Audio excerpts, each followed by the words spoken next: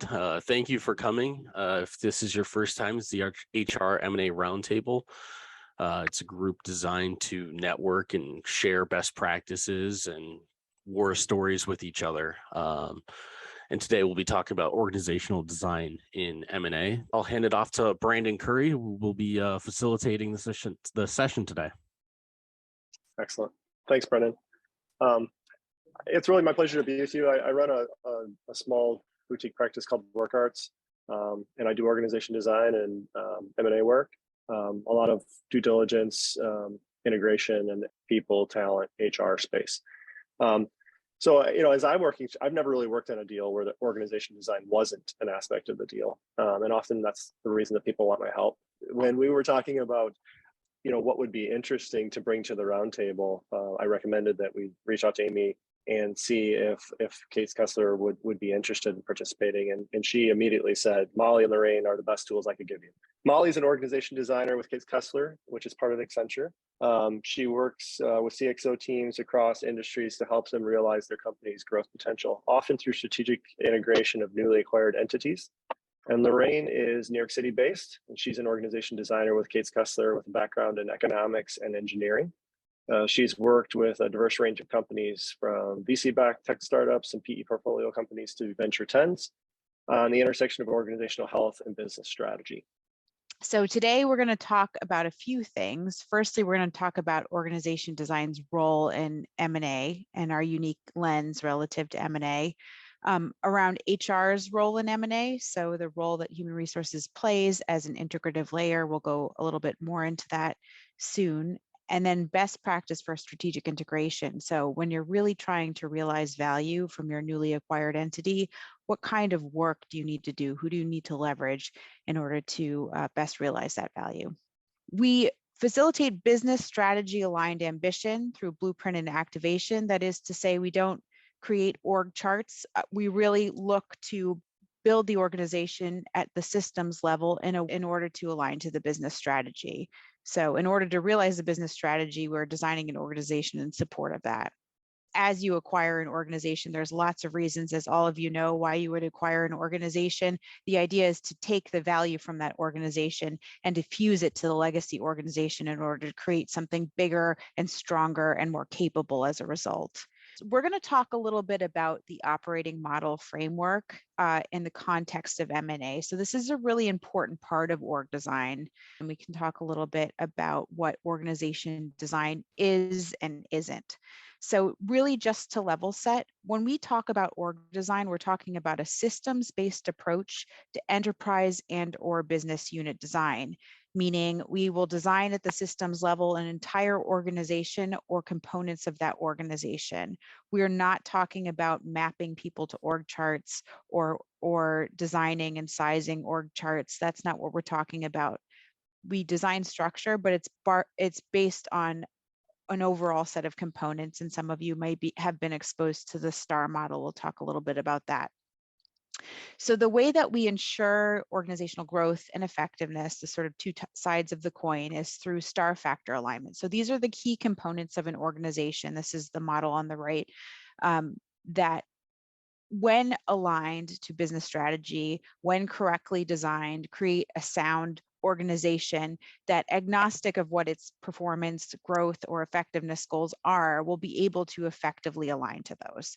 So the key components of the STAR model diagnostic and ultimately the components of a healthy organization are capabilities. So we describe these as the muscles that support business strategy realization.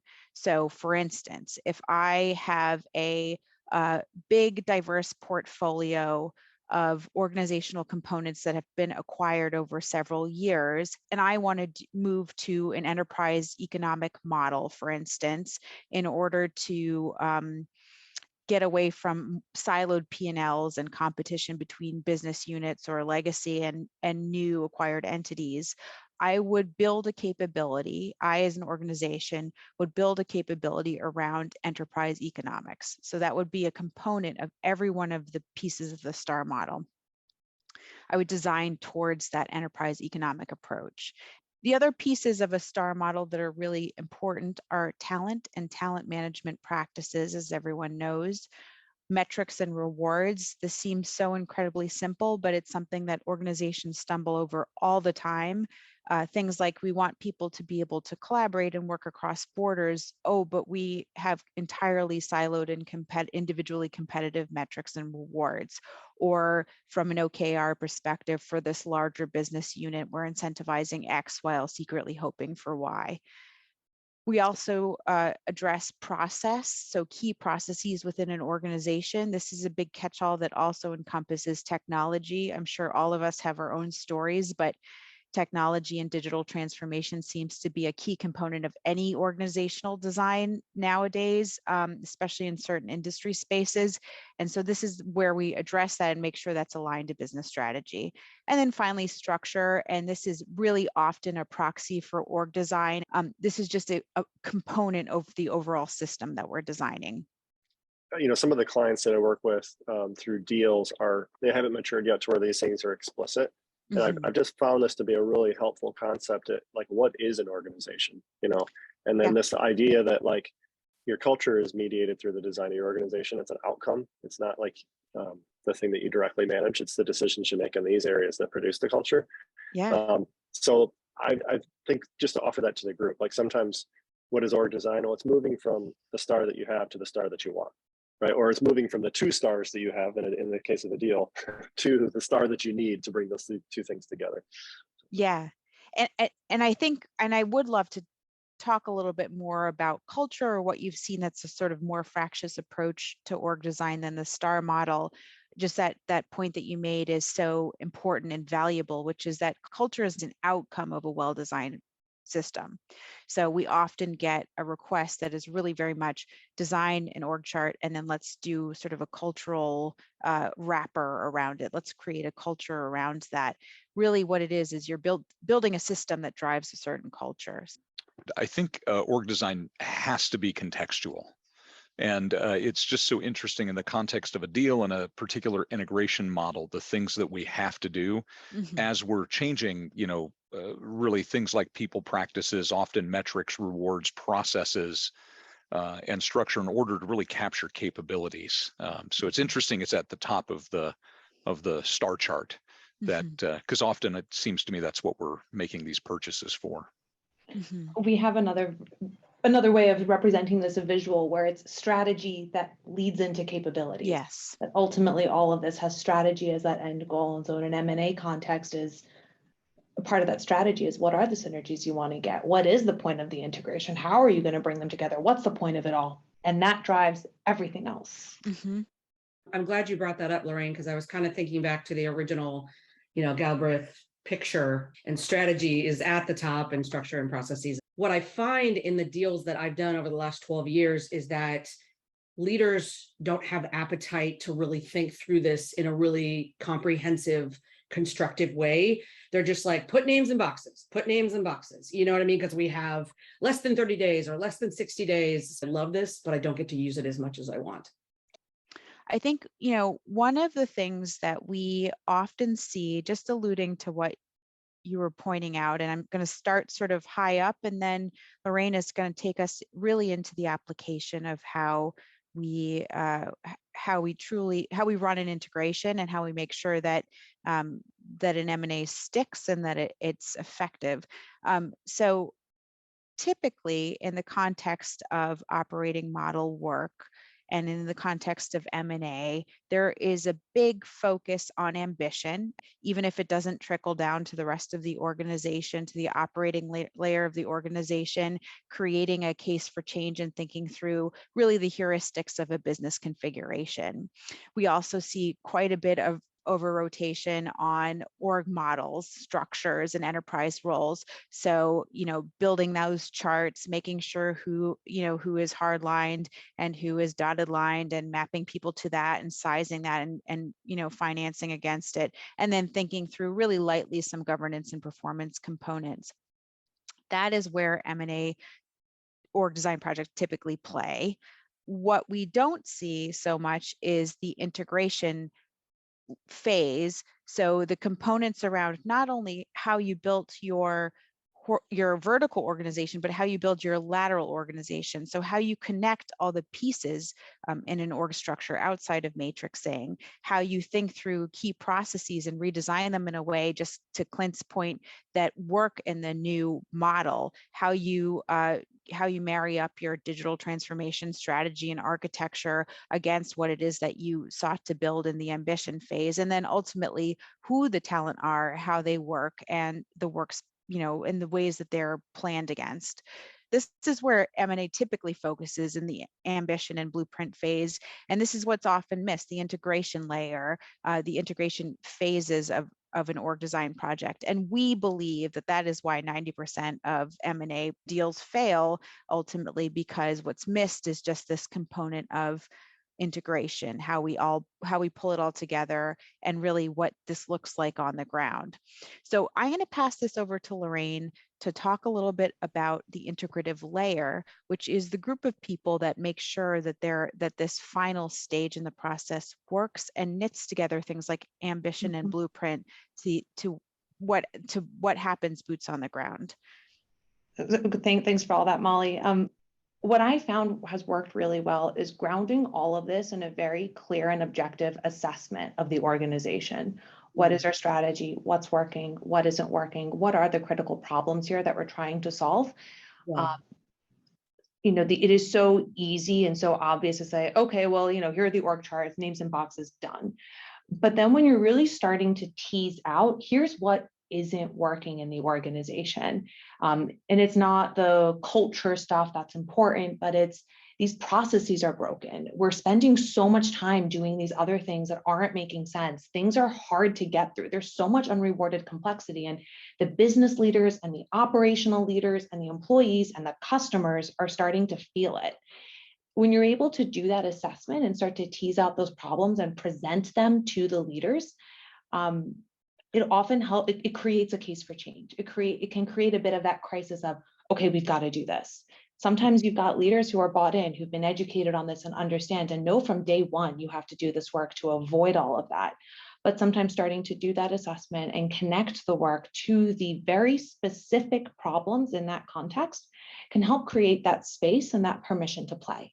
I'll talk a little bit about the integrative layer. As Molly was saying, I think there's so much material out there on how do you figure out how integrated you want how integrated you want these companies to be? How do you go about rationalizing governance and figuring out org charts, things like that? But what a lot of the content out there misses, how do you make it real? How do you actually get these leaders to start to work together? How do you get these two organizations to integrate together, to collaborate, to work horizontally, to really enable those synergies that are in place?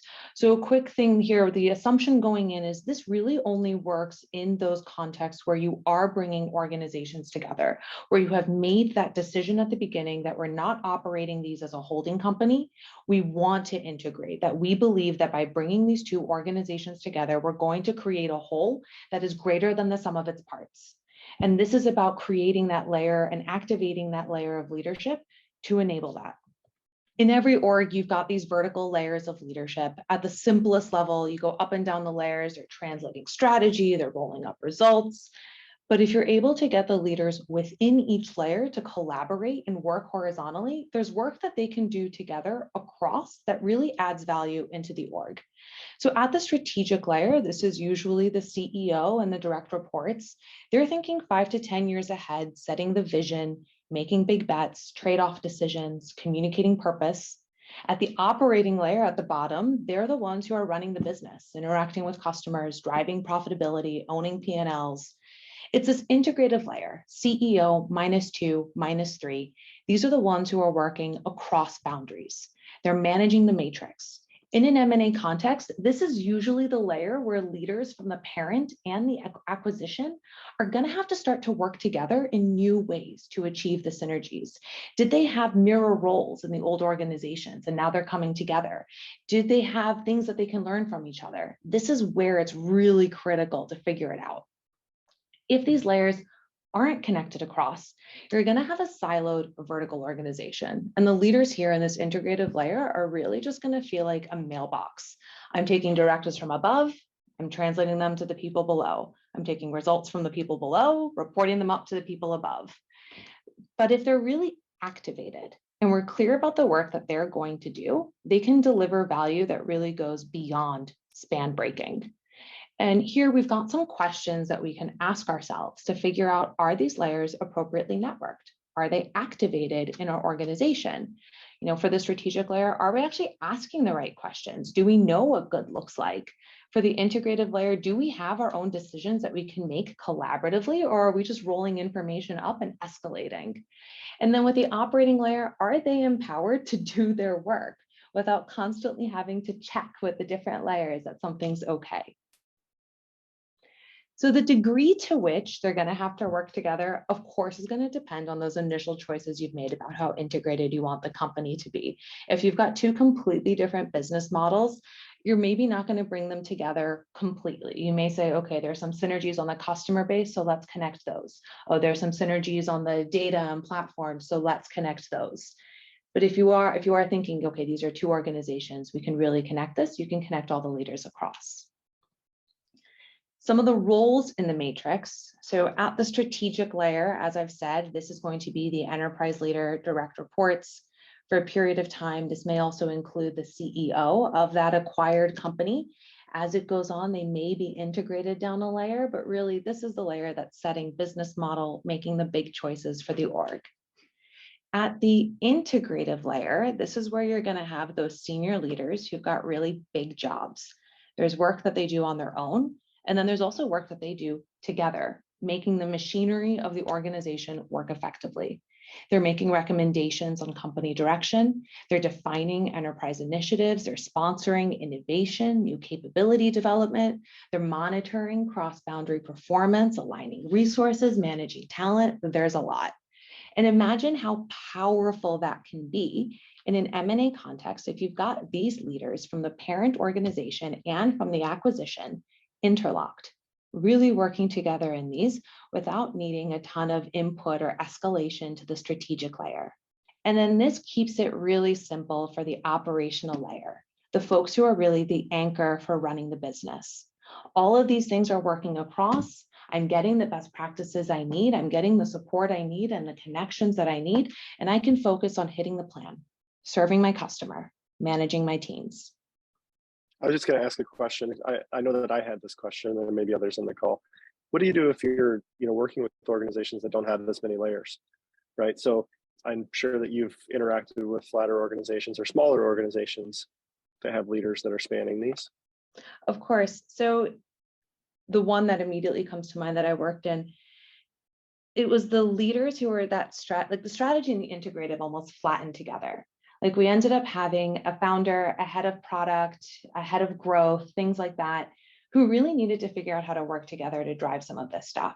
It wasn't that you had distinct business units underneath who now needed to figure out how to come together, business units and functions who had to come together, but it was that you had a bit of a flatter strategy and integrative layer. There is this element of work. As soon as you've got complexity in your organization, whether it's different functions, different business units, different products, different geographies, how are we going to make sure that we're sharing across and learning from each other? And Brandon, I'd love to hear, some lessons learned or things that you've seen in your context as well. Yeah, so like with smaller organizations, it's like the establishment of the integration management office it covers a lot of this area. So there's a lot of overlap between this in an M&A context between what this integrative layer would do and what an integration management office would do, where you have good representation for functions, for geos, for customer segments, whatever it might be. So the building blocks are essentially represented as you go through an integration, and that tends to facilitate most of the integrative work for at least the short-term goals.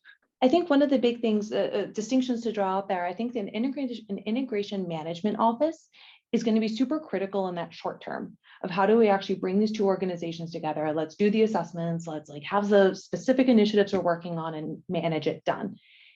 Different than similar to this integrative layer. This is almost a permanent fixture of the organization. This isn't a separate office that's standalone doing these things. These are these leaders. These are the head of North America, the head of this product segment, the head of marketing. They have their jobs, but it's in connecting them and enabling them to work together that they're able to continue, past the point of integration. Once the integration management office is done with this and they're focused on something else, that this network of leaders knows how to work together and has a very clear remit on what it is that they're doing and building and adding value for the organization. Let me move on here. So how do we start to make all of these different interlocking layers work together? Again, this connects back to what Molly was talking about with Jay Galbraith's STAR model. Really comes down to these 4 things. 1, you need to ensure that there's trust, that these leaders are very clear on who's working on what, and that they're enabled to trust each other, trust that the work is getting done, that there's clarity and a bit of that role definition to make that happen. Conversations, are we designing the right ones? Are we making sure that the leaders are coming together in the right moments to talk about the right topics? So really the governance that has to be set up across this layer. We're talking about metrics. Are we incentivizing the right behaviors across the vertical, across the horizontal? Are we incentivizing the right collaborative behaviors, or is something going a little bit haywire because the incentives are off? And then decision rights. Are we giving these leaders the ability to make the call where it matters? Or are we forcing them to escalate? Are we forcing them to work through influence and try to get to consensus? Or are we very clear on who gets to make the call and whose input has to be involved?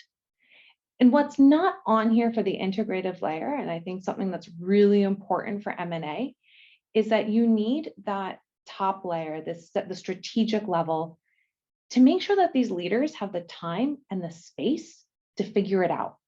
It takes effort to design and establish how are we now going to work together to achieve these synergy targets that are put in front of us. And they need to have the support of their leadership to invest that time and effort in making it work. And the risk of not doing that, I mean, you've got new leaders from the acquisition who are really good at doing their job, and now they're brought in and you run the risk of breaking what made them special to begin with. Or you've got leaders of the parent company who now have their focus split. They're not able to run the business and also think about how to integrate. And so now what was working well may not be working well and destroyed value. So as the executive leadership team, as the integration management office, the really important aspect is saying, okay, we're going to make sure that there is dedicated space, dedicated time. What can we take off their plate? What can we shift to other parts of the organization to make sure that this leadership team has the support and the structure and the space to design how they're going to work together to achieve our goals? And then going up next, I'll talk through an example of how we can build this, a little bit more specifics.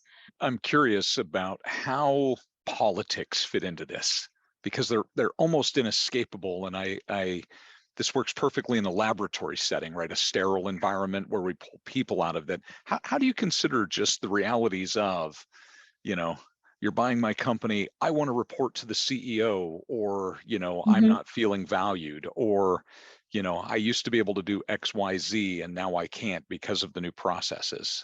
Yeah, that stuff is so real in any of these contexts. And it's important to have a good sense of where is it that we want to go and what are the different steps that we're going to take to get there. You're not going to get to a perfect organization on day one. And so I've seen contexts where we'll have the CEO of the acquired company direct report into the CEO of the parent, even though that made zero sense for the 2-year, 3-year plan. Fine. Let's lift and shift for now. And then slowly with time, really illustrate and demonstrate that we're understanding this organization. And I think that's one of the big things here is the messaging is so important. And it's really important to have the right partnership, whether it's through HR partners who really know the leaders and know the context that can help navigate some of those difficult conversations.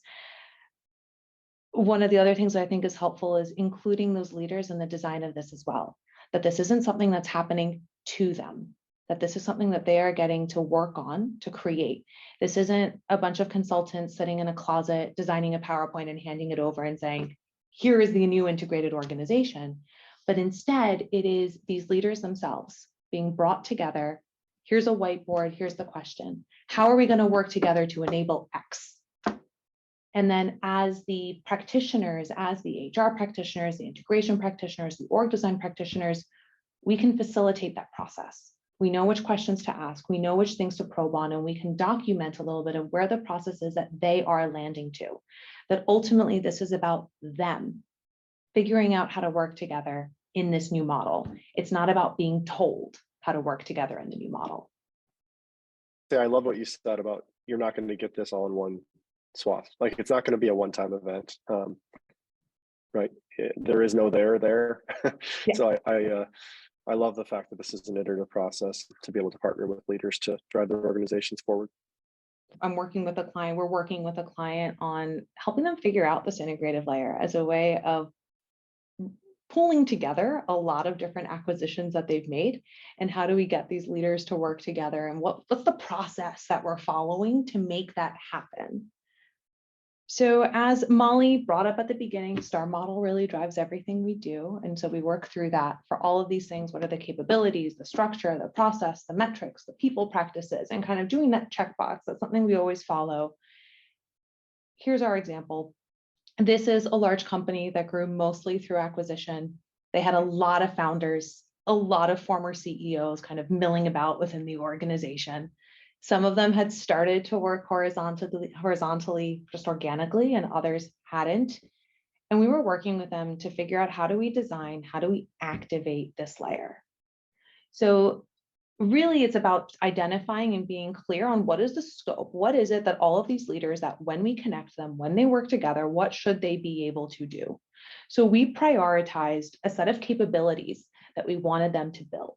And we identified this through that assessment. You know, I mentioned at the very beginning, being very clear on their problems to solve. So we knew that this organization had to get better. They had to build the ability to do product management, data and analytics, innovation to market, as well as a whole bunch of other things. And then we worked with the C-suite to say, these are the 3 top priority capabilities. We need to make progress on these within the next year. And so each one of these leaders, whether they were business leaders, function leaders, what have you, were doing parts of this. You had some teams who were doing data and analytics in this part of the business, some teams that were doing product in this part of the business. And so we're spending time to go through and assess and understand who's doing what, where, and how. And then we can bring those people together to start to share best practices and connect, whether it's through establishing a formal product management function, or is it through developing a data and analytics center of excellence? Lots of different options here. How do we connect it so that this layer can work together to build this capability? On the processy side, again, this integrated layer of leadership has to be able to run processes on their own without having to escalate up or without having to push too far down. What can they do? And so we identified some of these really critical processes that this layer had to be able to do. They had to be able to own planning, key account management, performance management. And so we're spending time to understand the current state. How are these decisions made today? How can we empower this layer to make decisions in the future? And then let's start to establish the meeting routines to enable it. What's the rhythm of the business? How regularly will they meet? What are the topics? What is the work that must be done? And what is the outcome of each? And you can imagine in an M&A world, this is critical. And this is where an integration management office or the different HR leaders involved can help with this. You've got new capabilities, new processes, 2 sets of governance that you're going to have to start to rationalize. And so that's the role of helping them understand, here's what's going on. Given what we know what the priorities are, let's help you document the current state so that we know which folks have to come together. Partner with them in designing these first few. You build the muscle, and then the leaders are then able to continue the work on their own. I've got a few questions to tee things up, so I'm sure Brandon does as well, but I'm sure you've got questions as well. So I'll pause. So one of the questions, Lorraine, I guess I ask you for is just like, in your experience, the first step of the 5 kind of milestone process that Kates Kesler is typically used for org design is all about framing the problem to be solved, design principles, and I think that is so much of the contracting phase of an engagement or a contract. You know, the getting people bought into the process is when they understand what problems is this going to solve for me. You know, that I'm going to have the opportunity to like, you know, have an organization that functions in a way I want it to be different. Do you have any like best practices for how you engage clients in that work? That contracting phase is so critical. It is so important for us to be able to do that work. And I think, Greg Kesler, the other side of Kates Kesler, will often, that is the most important thing that we do. And that is the most value added thing that we do. And our best practice with that is we really just go out and we try to do interviews. I don't think there's any way of shortchanging the process. There's not really any way of speeding it up. You have to go and sit down and talk to the leaders and hear all of these different perspectives and pull things together. It is through those one-on-one interviews with the leaders who likely are sitting at this layer. We need to talk to the C-suite, but then we also need to talk to the business leaders, the function leaders, the geography leaders, and understand what's going on. And from an insights perspective, I think one of the things that I've seen that works really well is collaborating with others. You can't develop insights in a room by yourself going through a bunch of notes. It's having a good teaming approach. Who are your partners in this process? What have you all been hearing? And how do those pieces all come together? So whenever we go through this, I'll have Post-its everywhere with all the things I'm hearing and start to see, okay, what themes are coming up? What am I hearing that someone else isn't? What is someone else hearing that I totally missed? And we'll start to say, what are those major insights? And then that will help us develop something and present something to the senior leadership that they're not already aware of. What is it that we've learned through all of these conversations that they couldn't have figured out themselves? No, it does. And that's been my experience as well. I think the confidence you gain with the people that you're helping design the organization through, like they feel as though you gain significant amount of insight after talking to some people, and you can, I think they gain a lot more confidence that this is going to be helpful through that process. And I always encourage, one thing I'll add is I just encourage people to be really practical. Like if you have a leader who can't manage more than 5 or 6 people, let's get it on the table. That's a goal. We're not going to design an organization that you're going to fail at leading. So encouraging them to be really practical with you about what they would like to get out of the process has been a way to get buy-in as well. We'll ask leaders, what are your priorities for now? The next 3 months, the next 6 months, the next year. Where do you want to focus more of your time? Where do you want to spend less of your time? We'll even ask them that question of how many direct reports do you want to manage? That's a really important one. And that, you design the organization without thinking too much about how it'll translate over into org charts, because you can always put span breakers and things like that to help manage. I have a question.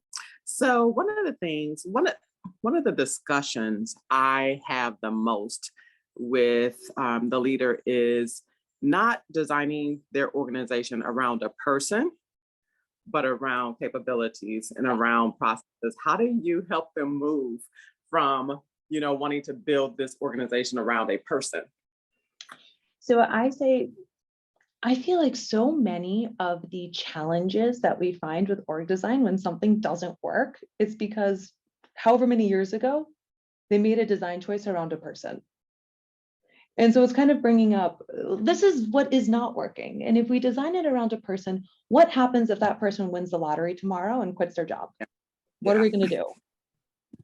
And just making it very real for them and all of those things. So a great example right now, I'm working with a client and they're saying, I'm okay with this choice because it's that person. I've got a decade of experience working with that person. But if it's anyone else, I need to establish a dotted line relationship there. Okay, great. Let's figure out how to make this happen so that it's agnostic of the people. I will push to take names off of any of these documents until we're at the end and we've got it designed. And then we can say, I think when you start to put names onto it, it's more about the change management approach and pushing them to think not about having relationship driven organizations, because then you have so much complexity and it's not sustainable and you end up having a ton of meetings that crop up because you have to get relationships on board, but really crystallizing process, crystallizing metrics and accountabilities, so that no matter who's in that role, as long as they're the right leader for that role, they're able to make it run. Any thoughts from other folks here? I'm curious to hear if anyone else has experiences trying to manage some of those. How do you get them to push past the name in the box and think about the system? I would say it's, from my perspective, it's not easy. I think we can all acknowledge that, right? It's not easy to do. For me, I just want to acknowledge that I don't I really don't think it's particularly easy to really get leaders on board to think through this in a really thoughtful way. But I just wanted to acknowledge that I just think this is incredibly difficult. One of the things, sorry, go ahead. No, please go for it. I was just going to add, like, one of the things that I found in working with folks and getting them to trust in the process and not skip to the sticks and boxes is just sharing experiences, like having done a number of deals. Like, there is an order of operations to this. And I honestly feel like it's 50% the resources and angst if you just follow the flow. If you start with defining the problem, making a fundamental choice on, are we going to be geo-based? Are we going to be, customer-based? Are we, functional led? Getting that done, and then using your processes and rewards and people practices to like work like fascia across the organization. Like, I often will work with engineers or finance folks and say, what are the natural failures of this choice? And then we're going to design those out through, the processes and tools and networks, et cetera. So getting them to understand why you go like from 1 to 5 instead of from, 1 to 3, like, don't skip steps. That has been a technique that I've managed to convince people to do. I won't say it was easy, but they at least understood the rationale. They are always looking for the org chart though.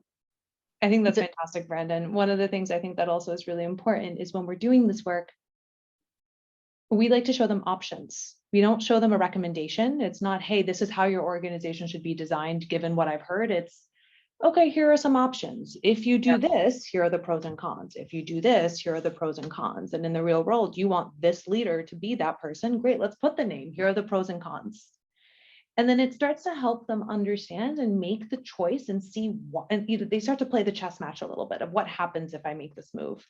And you can start to, by showing them the right series of options and framing up the pros and cons the right way, you can kind of nudge them towards the right solution, or you can start to nudge them towards a solution that's going to make the most sense.